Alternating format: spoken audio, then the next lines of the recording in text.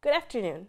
Thank you for joining us for the CHCI session on building a pipeline of Latino educators. My name is Sasha Frausto, and I am the College Programs Manager at CHCI. On behalf of CHCI, I would like to thank American Federation of Teachers, California Teachers Association, and the National Education Association for the generous support of this session. Before we begin our panel, it is my distinct privilege to welcome our panel host, Congressman Albio Ceres, and our moderator, Rosa Flores. Congressman Ceres represents New Jersey's 8th Congressional District, which includes some of the most urban areas of New Jersey, including Newark, Elizabeth, and Jersey City. Ceres is very focused on bolstering U.S. relations around the world and working with our allies to promote peace, security, and prosperity. Congressman Ceres serves on 3 House committees: Foreign Affairs, Transportation and Infrastructure, and Budget. This panel will bring together representatives from across the education sector. To help us moderate this important and timely session, we're delighted to have Emmy Award-winning journalist Rosa Flores, a CNN correspondent based in Miami. Rosa has covered news stories across the U.S. and Puerto Rico and international news stories in 14 countries. I hope you enjoy this session, and don't forget to continue the conversation on social media with the hashtag CHCIHHM20. And now, without further ado, Congressman Ceres. Hello, and thank you to the Congressional Hispanic Caucus Institute for hosting this week's events. As a former teacher, I am honored to be opening this very important discussion about building a pipeline of Latino educators. Our nation is diverse, its students are diverse, and it is important that our teachers are also diverse. Like some of you, I was not born in this country, and I came with my family not knowing the language or the cultures. When I started school in New Jersey, I was one of the only students in the school who did not speak English. With the help of the community and my teachers, I was able to graduate high school and earn a college scholarship. I became a teacher and was able to connect with students through shared experiences in ways that my own teachers were not able to.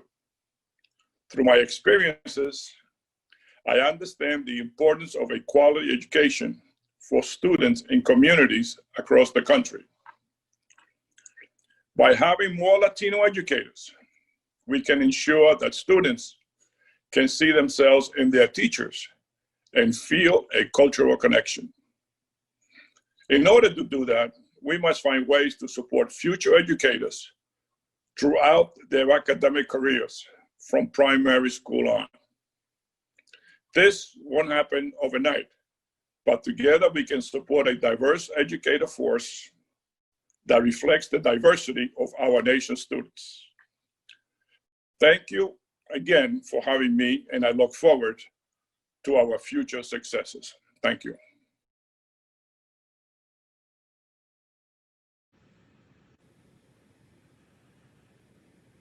Hi, good afternoon, everyone. My name is Rosa Flores. I'm a CNN correspondent based in Miami, and it is an honor for me to moderate this panel.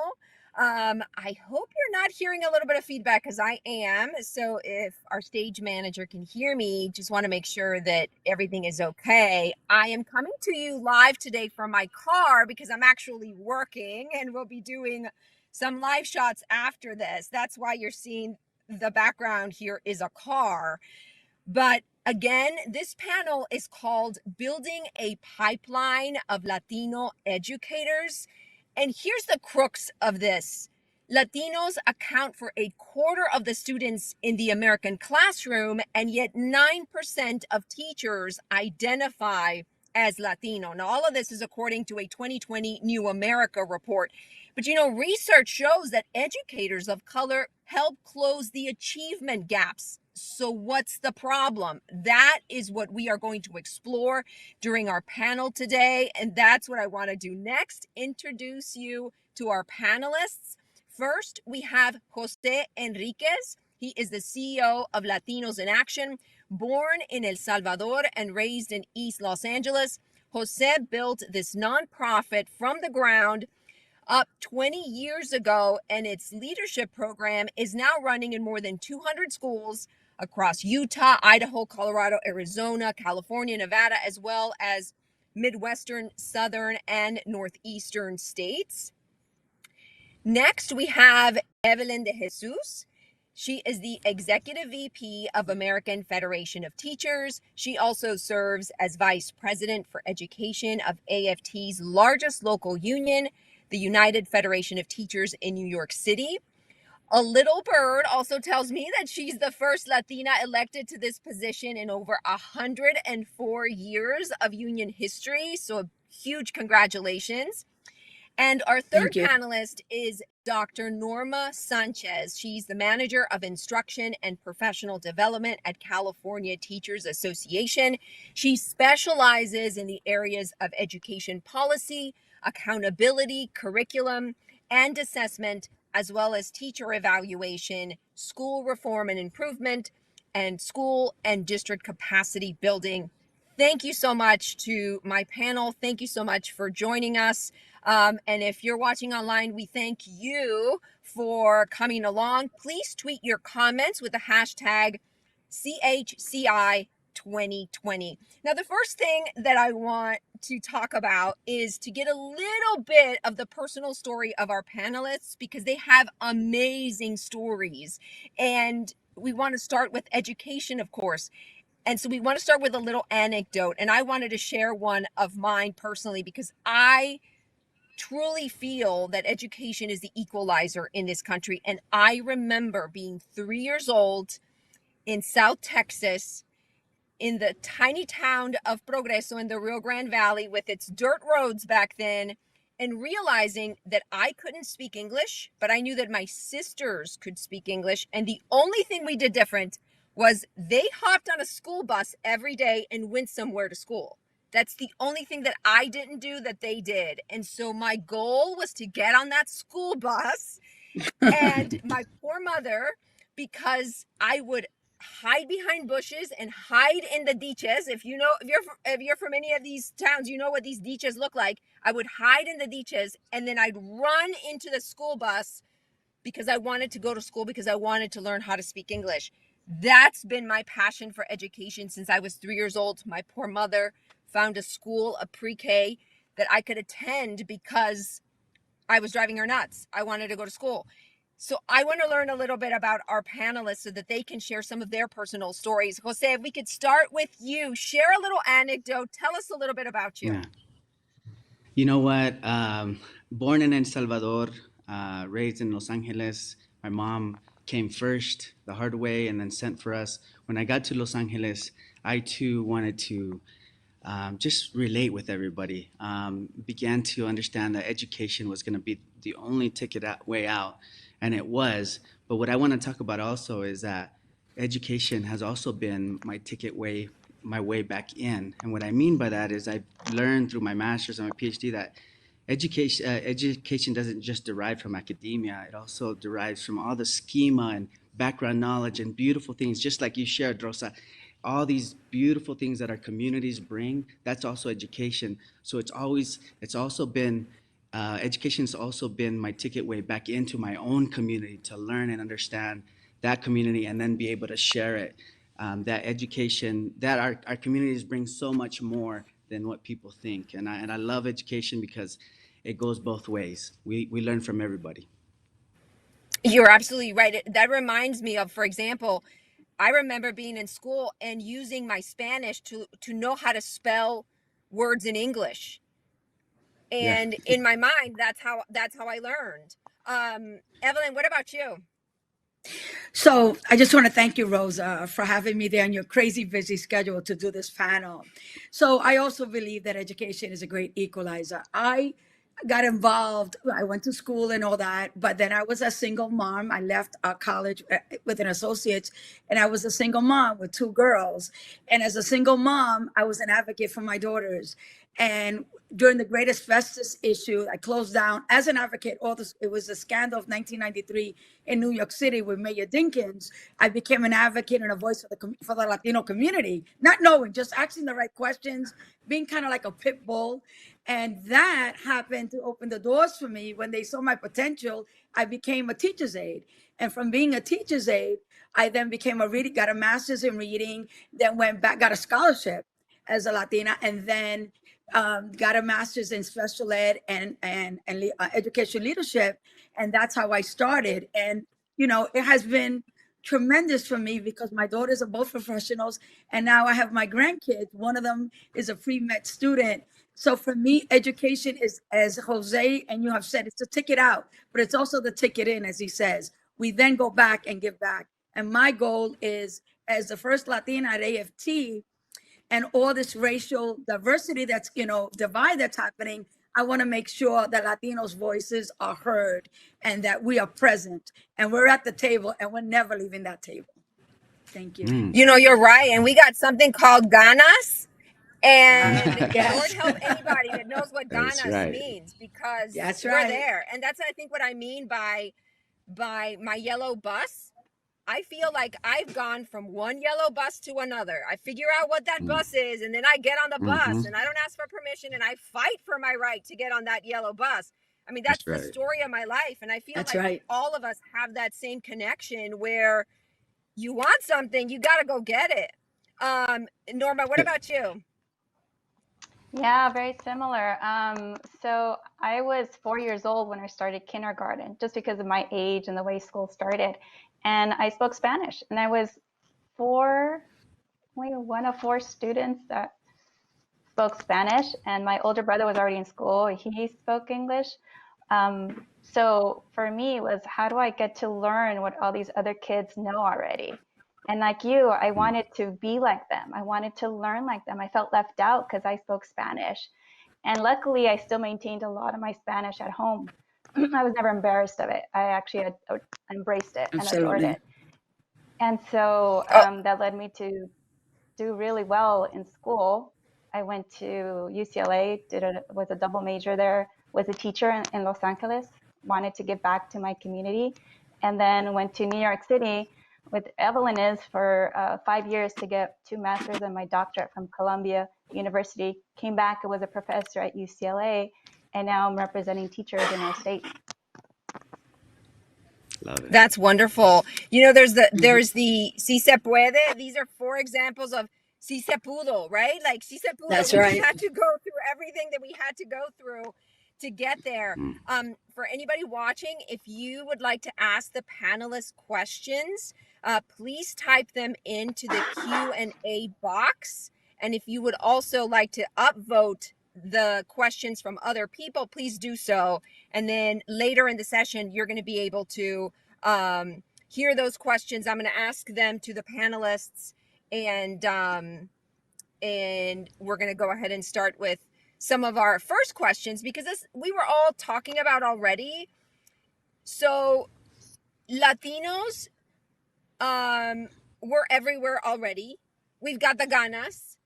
I think when it comes to education, there's still a lot of struggle. There's still a lot of obstacles. And what I'd like to start off with is with Jose, because he works with a lot of Latino youth. And again, the point of this session is the pipeline of Latino educators. And so let's talk about some of the issues that we're seeing. And one of the first problems, of course, is the graduation rate. Getting students to graduate from high school so that they can go to college after that. So, Jose, you work with Latino youth. What do they tell you? What are some of those obstacles right now? You know, I think, first of all, thank you for the question. Our young people are hungry, tienen hambre. They really want to go on. They want to continue. But sometimes, like you said, they've got to get that first step, right? I think graduation is increasing among Latino youth. I know our youth we have a 98% graduation rate. They're continuing on. I think one of the hardest things for them to get into education, though, like you mentioned, the pipeline, right, is that education right now, they think about it and they're like, wait, you want me to go 4 years of college, right, instead of helping my familia? And if I do that, right, that's hurting. And then you want me to pay some debt or loans with a teacher's salary.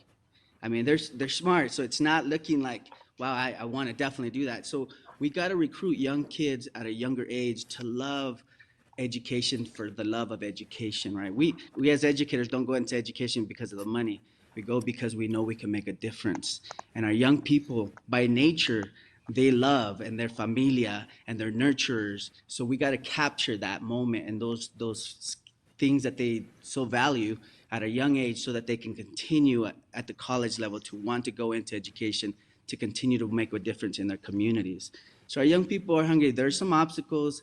Some are DACA students, some the funding, like you mentioned, and then also some of the assessments that they struggle with. But all in all, our young people want to be there. They want to make a difference. They want to be empowered. We just have to lay out the platform wherein they can showcase those talents. And that's where the struggle is. Sometimes our schools don't always see that assets that they bring. They only see deficits. So we got to create a platform where everybody can see the assets that they bring to the table, and then they'll go from there. Rosa, Right. And I think, sure, go for it.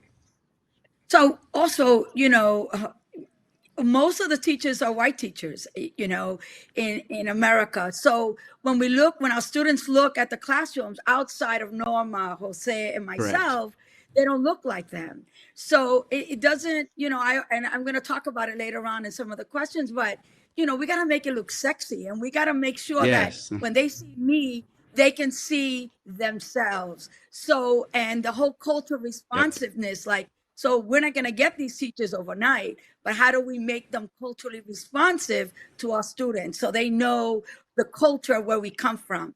And we can get into that later on. But I think, as Jose says, children don't see themselves as teachers, as graduates, as most of anything, because they don't see it as, they'll see themselves as a basketball player or something like that, but not as a teacher or even a graduate, because sometimes they're working and their parents are home and they're bringing in the bread and butter.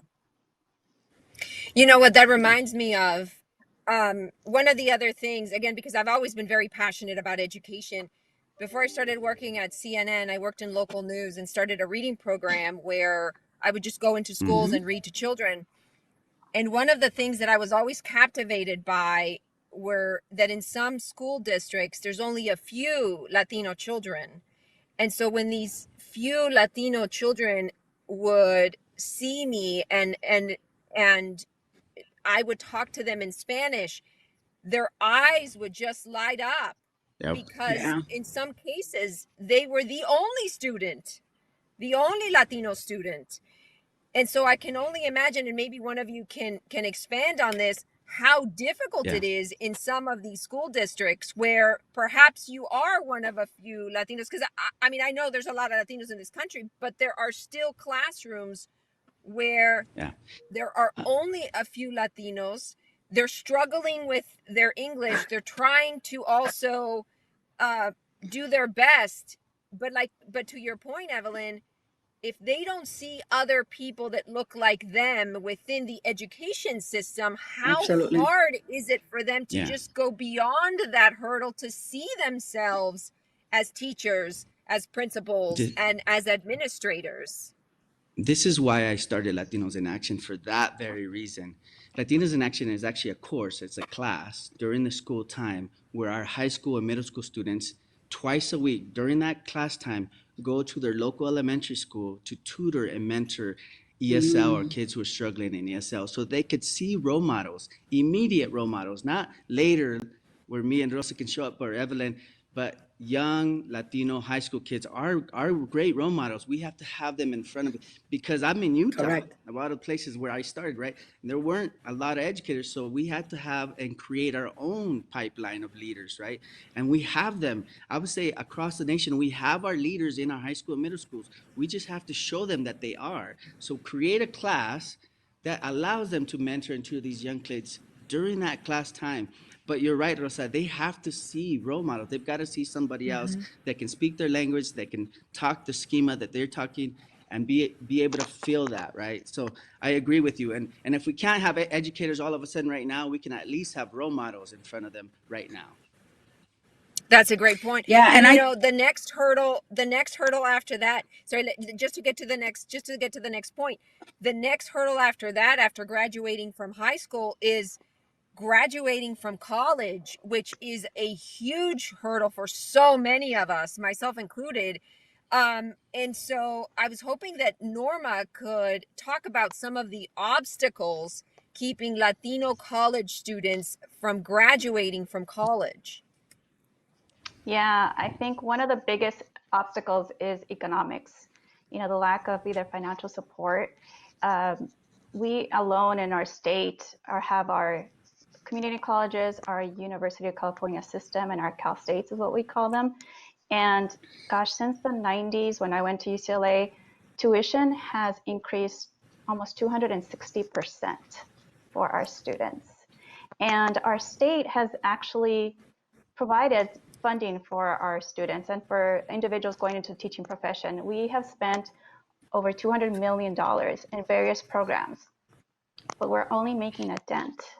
So for example, we've invested in classified staff to go back into the profession, new undergraduate programs. We even have a California Center on Teaching Careers. We have teacher and leader recruitment and retention. We spend $9 million on that. We have a bilingual teacher professional development programs. We have local solution grants. We even have teacher residency programs where we spent over $75 million. We spent over $200 million in the last 4 or 5 years. And yet we are sort of making a dent. We're at 21% of our teachers are Latinos, which is great, but we need more when we have 55% of our students in California are Latino students. And so they are in our classrooms, but their teachers, like Evelyn said, are still white. 61% of our teachers are white versus 21%. And so I think that the economic component is a big obstacle for our Latino students. Yeah, the economics. And you know what that also reminded me of? I remember the moment when I was in college and just realized the inequality of just the help. I almost feel like that other students have that we just don't have. One of correct. my classmates, I remember, realized, and she said, wait, so your parents didn't speak English? And I said, no. And then she asked me, wait, so who helped you with your homework going through elementary school? I said, nobody. You got to figure it out for yourself. You know, you got to figure it out. And so I feel like since we were kids, we have to work harder. You have to figure it out. You know what? And that's what I feel like. There's this entire, I think, world that we live in that we have to make work, especially for college, Latino college students that are the first in their families to go to college. I mean, it's just a different world. We don't have the support. At least I know I didn't. Somebody guiding you, or your parents knowing what even the system looks like in this country to tell you, oh, well, this is the next step. This is the next step. And that's why I like using the example of I hopped from one yellow bus to the other. I mean, I literally had to figure it out by myself. And I'm wondering if perhaps Evelyn or Jose can add a little more on that, of just how there is a disparity for Latinos in college, that we started way behind in so many different ways, not just the economics. Right. Yeah, you know, So, go ahead, go Evelyn. ahead. Yeah.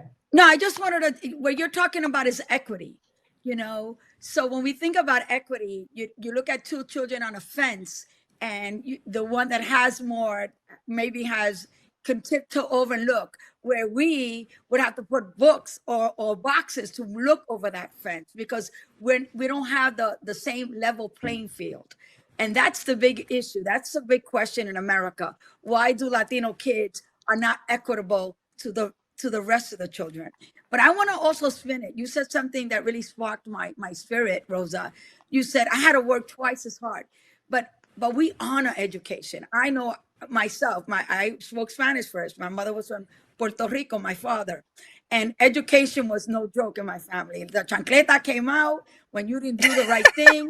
And you know that, right? Everyone had their own discipline. Yeah.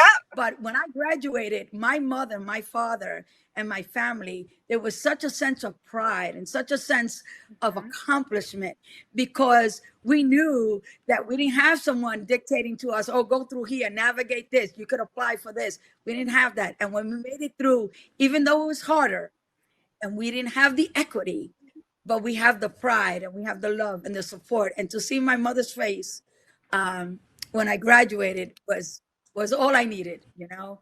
So I think even I want to really, I know it's hard, but let's put the spin of the positiveness of it all, because equity is the issue, the lack of equity in the United States of kids of color and white children.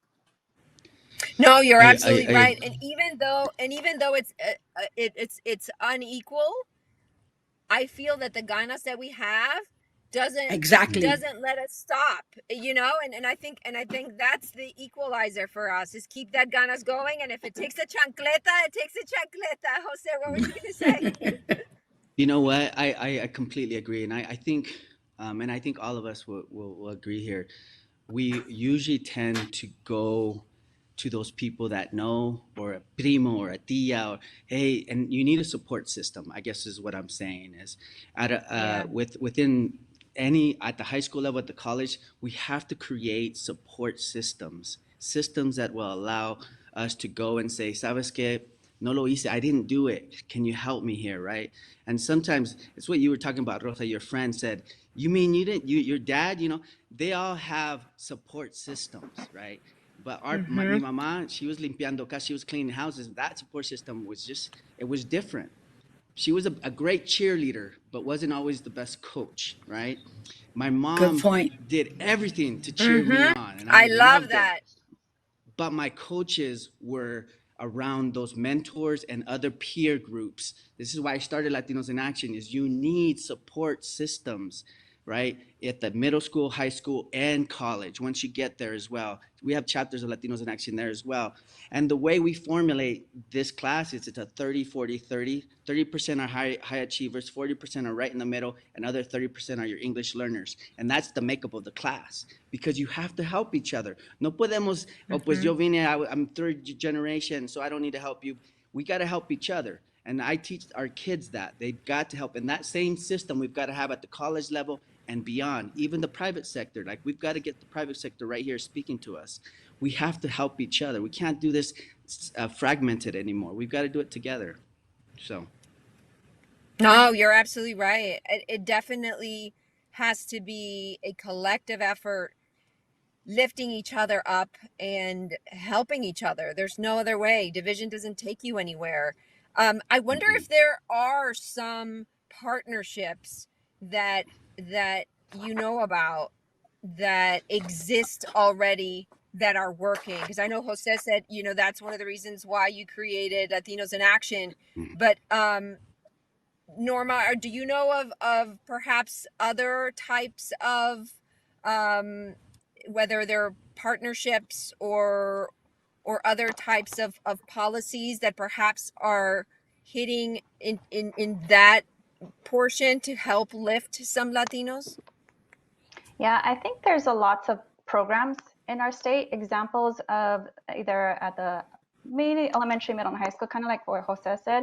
We had some now academies in our state that are high school programs where students who are already interested in becoming teachers, and a lot of our students are Latinos, helping them to already make those connections.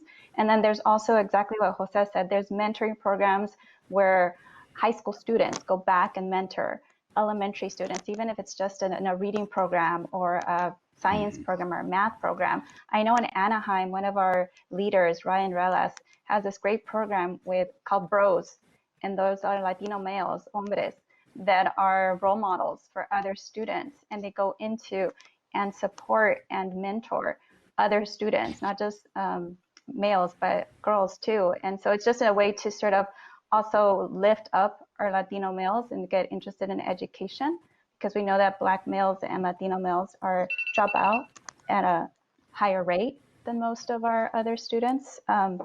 So programs like that, and also like we have pipeline programs all the way from elementary to early college to early career.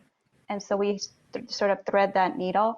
So there's lots of examples. There's not one program. I think it takes a whole village, right? It takes diversity, it takes context, it takes a whole lot of different programs to reach and to mentor and to support and to lend that hand. Here's my hand to you. Let me help you, and let me help you navigate. Because like Jose and Evelyn, my mom dropped out of elementary at 3rd grade porque no tenía zapatos. She didn't have shoes in Mexico.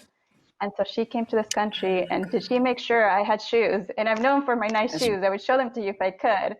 But right now, it's all about how we support each other and we give back to our communities. Yeah. So I love that. You're going to have to take off your shoe and show it to us. Yeah, I want to see the shoes. I want to see the shoe. Another time. Let me ask Evelyn a question, and you can take off your shoe and show us your shoe. Evelyn, talk a little bit about what unions are doing, maybe some innovative ways in which unions are trying to increase the pipeline of Latino teachers. So thank you for that question. This is my passion. So when people think about unions, they think about workplace, wages, working conditions. And what we've done, and what my president and myself, we have all new leadership, and we've been working on instructional. And what does it mean to be a professional? So in Pittsburgh, the Pittsburgh Federation of Teachers runs it's called the Bergea High School Teaching Academy. It's a magnet program. And the local actually bargained for that, to have a young high school graduates to become teachers through a pipeline, as Norma talked about. In Chicago, the Chicago Teachers Union bargained for funds for their own Grow Your Own teacher programs. So it's called Grow Your Own Illinois Teachers Illinois. And in New York City, my home local, we have a success on an apprenticeship called CTE. Many of our kids do well, like with mechanics and on tactile things. So our Korean technical education training program, which we worked out with the DOE and the City University of New York, to help graduates of the CTE high schools become CTE teachers themselves. So if they become teachers of mechanics, of plumbing, of air conditioning, different things. We have hair salon, different, because not all kids are they're differentiated. They're not doctors. They may not, but whatever they want to be, we make sure that they become teachers to be models for what essential work is, what we need in America. So we have programs throughout the United States that the AFT is funding, negotiating with states and city universities and state universities, so we could grow our own pipeline. So that's very exciting. That is really exciting. Now, do you feel that it's being replicated enough where it's having an impact, or is it still growing? Oh, well, again, we still have majority white teachers. I think it's having an impact. So, and I'm going to be very candid with you. Becoming a teacher during many of the other presidents that we have in the present now, teaching now is seen as an essential. People, ay, Dios mío, thank God, gracias por mi maestra, because many parents are struggling at home. But prior to it, to raise to the top, teachers were being bashed. It was all about testing. We believe in testing, but we also believe in creativity. We also believe that not every child learns the same way. especially an ENL child, that we all were ENL students. You know, English as a new language, we were all there. So if I would have kept with the regimen of what they were telling me, I couldn't touch. Look, I taught in Chinatown. And in Chinatown, I was a Latina in Chinatown. 98% of my kids were Asian. That's a differentiation. So with me, they never used to look at me, right? And I was like, my God, they're so disrespectful. They don't look at me. They were honoring me by not looking at my face and keeping their eyes low. I wasn't culturally responsive to that. And I had to learn. So that's what I'm talking about, the whole cultural It's a responsive. beautiful We need example. to know these cultures. No, You that's know, a beautiful so example. That's a great example. Now we're going to be taking questions in about 10 minutes. So if you want to okay. continue asking those questions using the Q&A button, that would be great. I'm seeing that they're coming through. So we'll get to those in just a moment.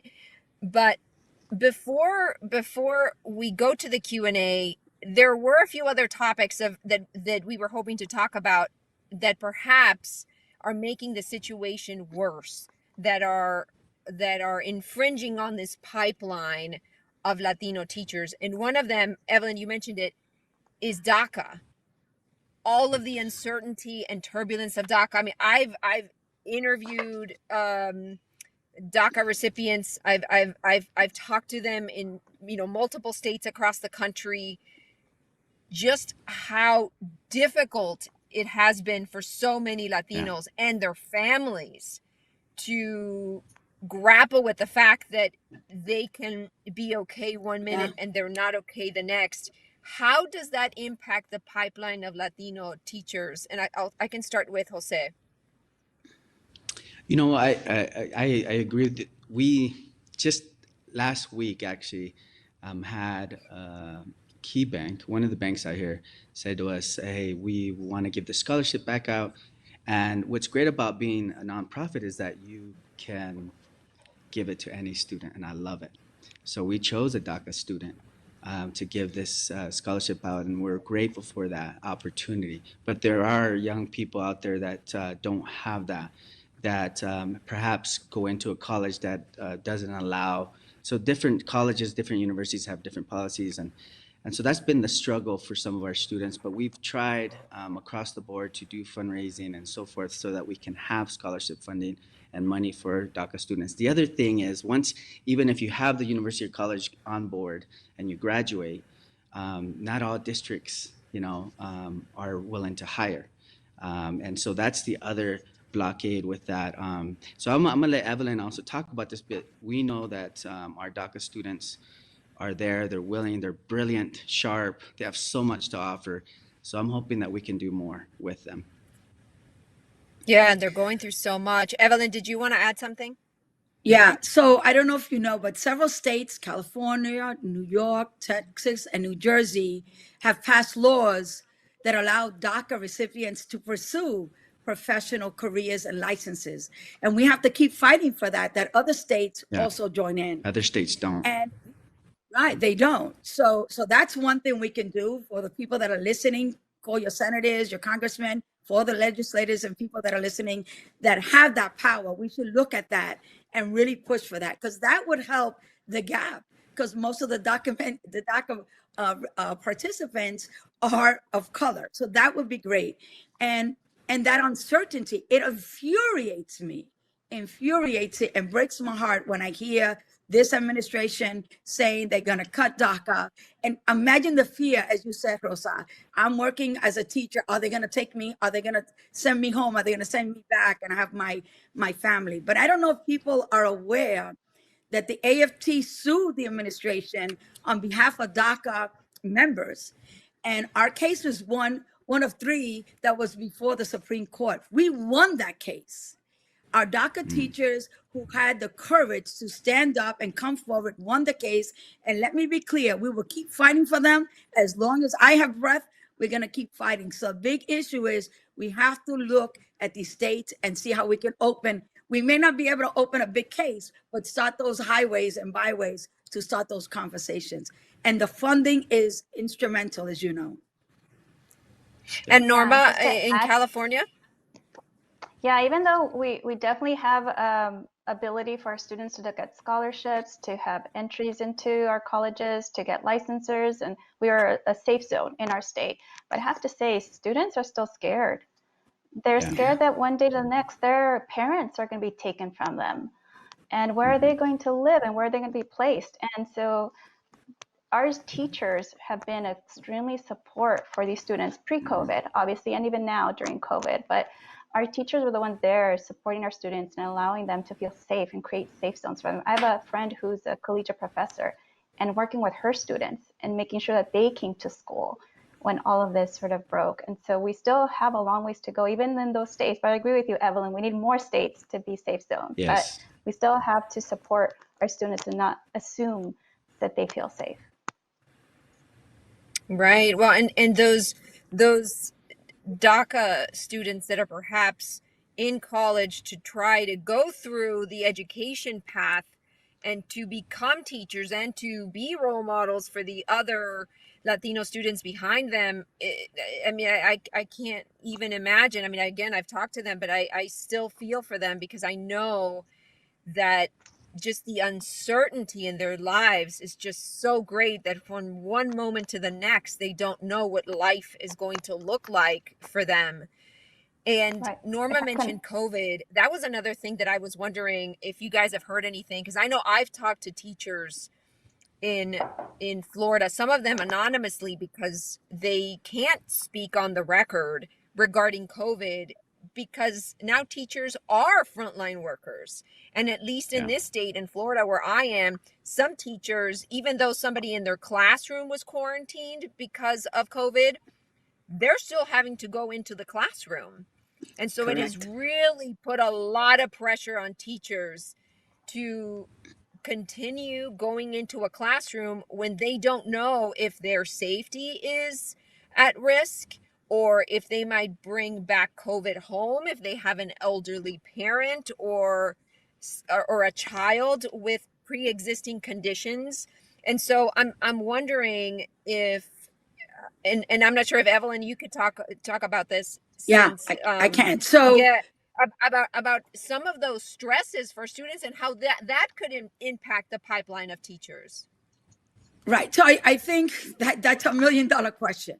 So at the AFT, we did a reopening plan, and you can look at it. I can send it to you if you need it. So at the AFT, what we first thought about was health and safety. That's number one. Then it's instructional. But when we look at health and safety, we did a 50-point checklist. Are you looking at the AVAX? Are you looking at tracing and testing? Are you looking at the ventilators? How, social distancing? Are kids 6 feet apart? How do we do all that? So we wrote up and we created an AFT reopening plan for all the states to look at. It has been amazing because in Boston, they just negotiated a phenomenal health and safety. In New York, there's tracing testing. So a lot of the states are looking at the reopening plan and taking what they need. In California, I know, and Norma could talk about it, but the big divide on COVID has been the lack of bandwidth for the parents, the lack of bandwidth in the schools, because all of a sudden, everybody's on Zoom, everybody's on Microsoft, Google, and all that. The schools are not capable. And then we know that the schools that are not affluent, they don't have the infrastructure in the school. The communities don't have the infrastructure, or the kids don't have the Chromes and the iPads in their homes. My daughter has 4 kids. She's a single mom with 4 kids. How does she manage that? Having 4 computers, 4 kids at the same time. So it's going to bring a big divide. Again, it goes by the equity.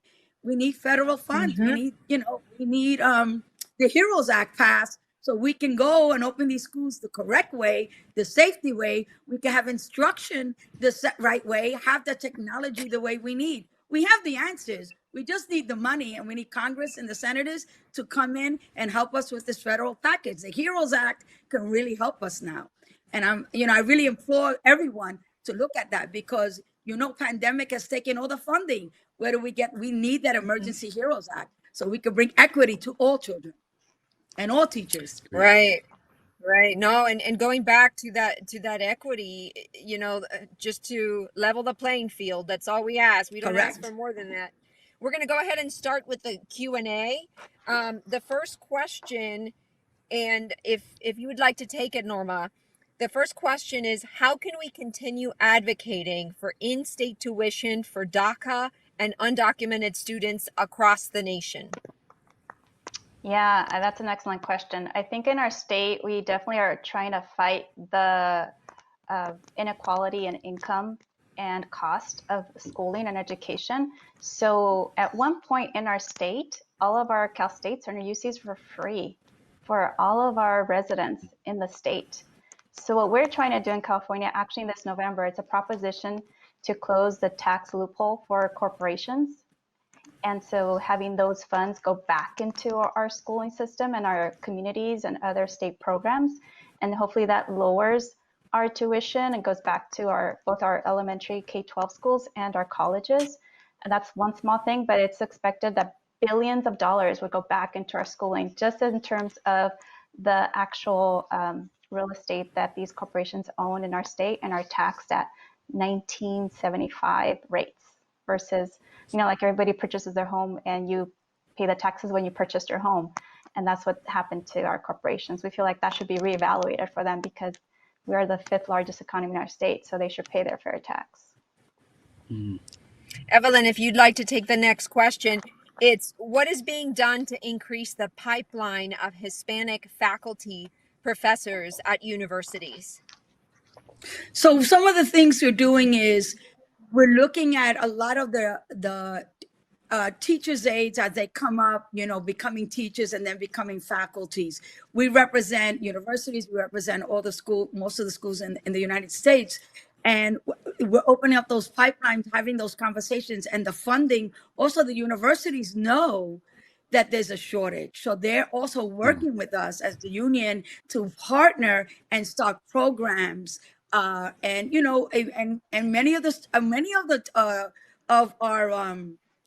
many of our professors are adjuncted. They don't put them full time, and that's a whole nother dynamics. But we're working on making sure that we have professors that look like you and I to go and for partnershiping them, looking at them. But we have to first start from high school to maybe an assistant teacher. Like the way I started from assistant teacher, it's very scary when I started.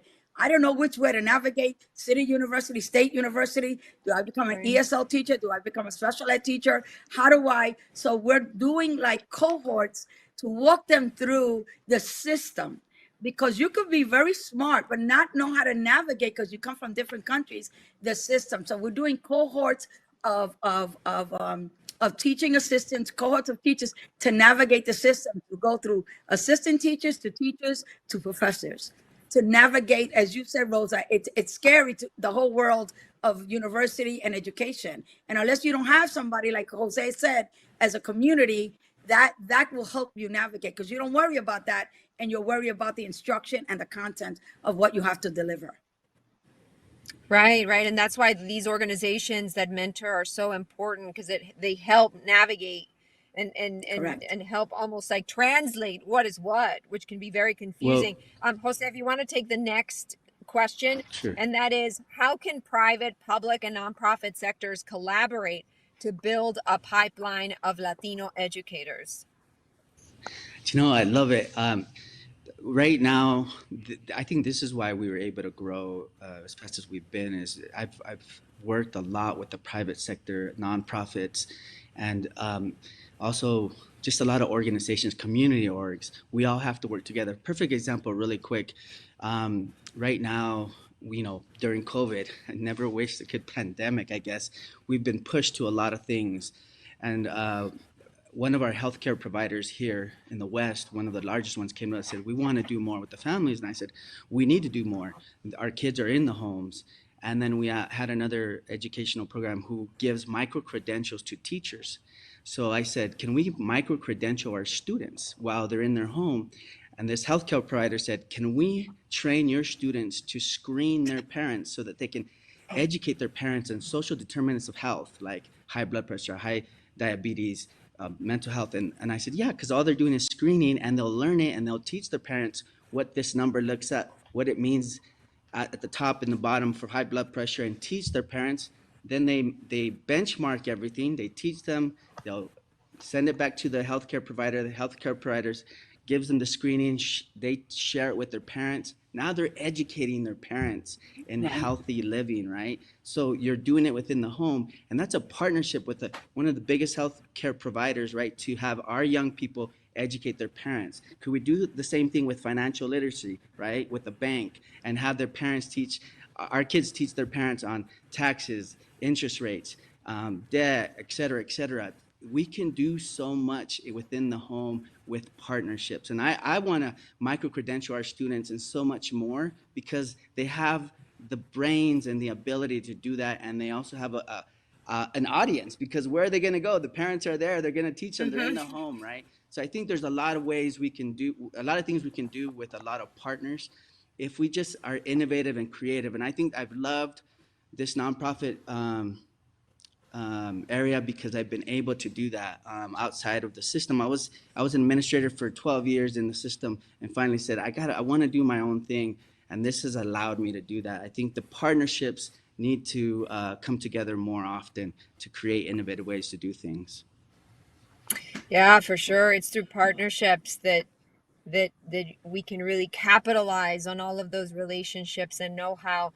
Norma, if you'd like to take this next one, do you think it's safe to file for DACA or citizenship now, or wait until after the election? Is it safe to file now? I think this question really goes to what we were talking about before. There's still a lot of fear. Norma? Yeah, I mean, if I had my crystal ball, I could tell you, but we still don't know, right, what's going to happen in November, let alone in January. So at least in our state, we are finding ways to support students. And we'll continue to do that regardless of the administration. But like Evelyn said, I think that it depends on the states, whether they come out and actually say they're safe zones for their students and they stick by it, right? They have to basically put all the policies in place in order to have the students feel safe, and they are going to be able to get, a temporary driver's license, a temporary social security card, all of those things that allow them to continue in our economy and be successful citizens. Yeah, it's a tough time. Evelyn, here's the next question. Our educators often must earn multiple degrees. That costs them in an underpaid profession. So it's, in essence, it's very costly, but the profession is underpaid. How can we solve the student debt crisis for our nation's educators? So that's a great question. So at the AFT, we have a tool that's called Summer. And what happens, we have been able to, through the process, people have all these debts and student loans. So you register through Summer, and we can, if people want more information, and we have a tool that helps you navigate what you owe. And there's a middleman. And what we do is we kind of like cut that middleman and go through the process. And we've had people that have owned that. And I know in New York, we call it the loan forgiveness. And we have people that have paid like $800 a month in student loans, and we have cut it down to $37 or $150 a month. And I know it's in New York, and it's all over the nation. And if people are interested, they could go to aft.org, or they can call, you can give them my information and we could try to help them. I don't want 1,000 people, but I go on aft.org and see if we can help them, because there is a tool that can help you lower the cost of your student debt by cutting out part of the middle stage, if you want, about it. And it could really help many people lower their student debt. And there's certain things you have to qualify. And if you're a teacher, I believe you do qualify. Thank you so much. Now we are just over 5 minutes away from the end of this session, but we do want to have our panelists have some final words. And so we're just going to have all three of them answer the same question. And that question is, what needs to be done collectively to move the needle on the pipeline of Latino educators? And Jose, we'll start with you. I think we just need to be intentional about it. There needs to be intentionality. And if we can have even just a national gathering of Latino leaders from every level, like we have right here, right?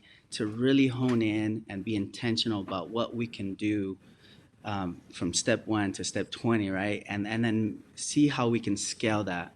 I really believe that true leadership comes not from those who seek a position, but from those who can position themselves to serve those who seek. And so many of our familias seek so many things. And if we can position ourselves to serve those who need us the most, I think that's where the change is going to happen when we're intentional about it. That's beautiful. Evelyn? So I agree with Jose. And I don't think this is going to happen overnight because we've been fighting this issue for a long time. So we have to put things in perspective, starting with what Jose and then building on that. But in the interim, we need to have training for teachers that are not Latino and have culture responsive training, professional development, which Norma does and I do, her in California, me in New York and all over the nation, because teachers, we're not going to get them overnight. So as we do what Jose says, and then we do also training on culture responsive for all teachers, because they should know what's the difference in culture. And we need the funding, federal funding to help us. Listen, you put money what you think is important. And if we don't think of the Latino legislators and congressmen and senators don't think this is important, we're not gonna make it happen. We need to be intentional, as Jose said, and making sure they put money into professional development, into opening up pipelines. So the federal dollars are needed. And we also have to have the homegrown programs in as many states as we can, so we can build that platform and make teaching sexy. We gotta make it sexy. Bring it back. When you came, I remember you asked my mother, "What do you want your daughter?" I want que sea una doctora, que sea una abogada. Never a teacher. We gotta make teaching sexy, like a superhero, a Latino superhero. So kids would want to come into the teaching field and and also teaching has to be honored and respected the way it is in our cultures, in our countries, because it's not. And I want to bring that back. I want to define who we are. I want people to respect who we are and know that teachers teach the future. So if you believe in the future, you got to believe in education. Right, and you got to invest in it. Norma, what about you? Yeah, I agree with Evelyn. I mean, we've had many years of not elevating our teacher profession. We hear of other countries like Finland really increasing and elevating the profession. I think we still have a ways to do that in our country. We can, but it has to be an actual effort that we set specific to that. Yes. But I do feel like there are some things we can do, which is increase teacher salaries. That's one big way to elevate the profession, right? Pay them what they deserve. Target teachers in the high need fields. We still need a lot of special education, bilingual teachers in our state, STEM teachers, forgivable loan and scholarships. That's a big entryway for our Latinos into the education, and financial assistance. So we have some districts actually passing bonds for teacher housing because cost of living is so high in this teacher salary. So let's give them affordable housing. That's not a negative. It's actually a positive for our teachers, is to allow them and support them, retain them, not just get them into the profession, but retain them as well. So I feel like there's financially, there's so many ways that we could support our Latinos into education, and we need to put our mouth where our education is, our mouth of economic resources that go into that. Yes, thank you so much. I totally agree. And the only thing that I would add is that let's all lift each other as Latinos, as neighbors, as a community, as states, and as a country to be able to do this, so that that little girl or that little boy in that classroom that only speaks Spanish can have a chance and can have hope. So thank you so much to these panelists. I want to thank Jose Enriquez, CEO for Latinos in Action. I want to thank Evelyn de Jesus, Executive Vice President of American Federation of Teachers. And I'd like to thank Dr. Norma Sanchez with the California Teachers Association. Again, please continue to tweet your comments with the hashtag CHCI2020.